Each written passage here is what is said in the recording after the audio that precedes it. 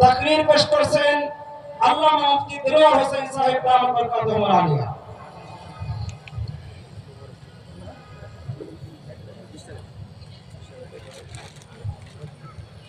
نحمده ونصلي على رسوله الكريم أما بعد فأعوذ بالله من الشيطان الرجيم بسم الله الرحمن الرحيم وإنك لعلى خلق عظيم صدق الله مولانا العظيم। মানুষ কোনো কাজ করে, কথা বলে, বই লেখে, প্রথমে থাকে একটি ভূমিকা, এরপর শুরু হয় মূল উদ্দেশ্য। হযরত রাসূল আকরাম সাল্লাল্লাহু আলাইহি ওয়াসাল্লামের আগমন দুইটি আগমন। এক আগমন ছিল ভূমিকা, আর এক আগমন মূল উদ্দেশ্য। তাই আমরা বলে থাকি তার মিলাদ হয়েছে দুইবার।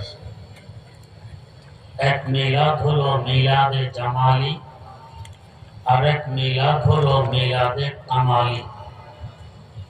মিলাদে জামালি ৮ কিংবা ১২ রবিউল আউয়াল হয়েছিল।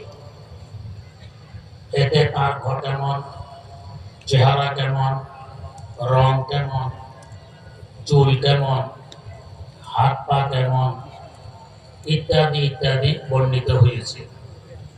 এর উপরে কিতাব আছে শামায়েলি তিরমিজি, আপনারা দেখেন। এগুলো আলোচনা করা ইবাদত সওয়াবের কাজ, কোনো সন্দেহ নেই, কিন্তু এখানে আমাদের করণীয় কিছু নেই। তিনি ৮ কিংবা ১২ রবিউল আউয়াল জন্ম নিয়েছেন, এখানে আমি কি ৮ কিংবা ১২ রবিউল আউয়াল জন্ম নিতে পারবো? পারবো না। তিনি এই পরিমাণ লম্বা ছিলেন, আমি কি চাইলে ওই পরিমাণ লম্বা হতে পারবো? পারবো না। তার রং এমন এমন ছিল, আমি কি চাইলে আমার রং এমন এমন বানাতে পারবো? পারবো না। এগুলো শোনার বিষয়, আবেগের বিষয়, সওয়াবের কাজ নিঃসন্দেহে, কিন্তু এগুলো সব ছিল ভূমিকা। দ্বিতীয় আগমন, দ্বিতীয় মিলাদ এর ৪০ বছর পর। প্রথম মিলাদ মাতৃগর্ভ থেকে, দ্বিতীয় মিলাদ পাহাড় গর্ভ থেকে, যাকে হেরা পর্বতের গুহা বলা হয়। দ্বিতীয় মিলাদ এর ৪০ বছর পর। এটা হলো মূল উদ্দেশ্য, আগের মিলাদ ছিল ভূমিকা। এখন যদি কেউ কথা বলে যে আমি নিজ কানে শুনেছি মিলাদুন নবী জিন্দাবাদ, সিরাতুন নবী ধ্বংস হোক, তার মানে নবুয়তি ২১ বছরের জিন্দেগি ওইটা ধ্বংস হোক, আর জন্মের সময় যা কিছু ঘটেছে এগুলো জিন্দা থাকে। মিলাদের মধ্যে শুধু শোনার ব্যাপার, এখানে করণীয় কিছু নেই। আমরা তো সাধারণত হই কামচোর, করণীয় কিছু থেকে যত পালাইতে পারি ততই আমরা বাঁচতে পারলাম। তাই বেশি থেকে বেশি একটি মিছিল বের করে দিলাম, কিছু আনন্দ উৎসব করে পরে জিলাপি কিংবা খিচুড়ি খেয়ে নিলাম। মিলাদুন নবীতে পর্যন্তই শেষ।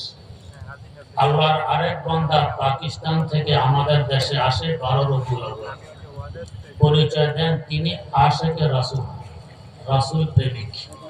প্রেমিক তো প্রেমাস্পদের দিকে যায়, প্রেমের টানে উল্টা দিকে তো আসে।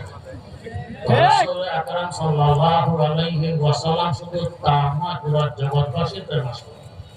তো তিনি পাকিস্তান থেকে আরো ১,৫০০ কিলোমিটার পশ্চিম, আর আল্লাহর বান্দা আসে উল্টা দিকে ১,০০০ কিলোমিটার পূর্ব দিকে বাংলাদেশ।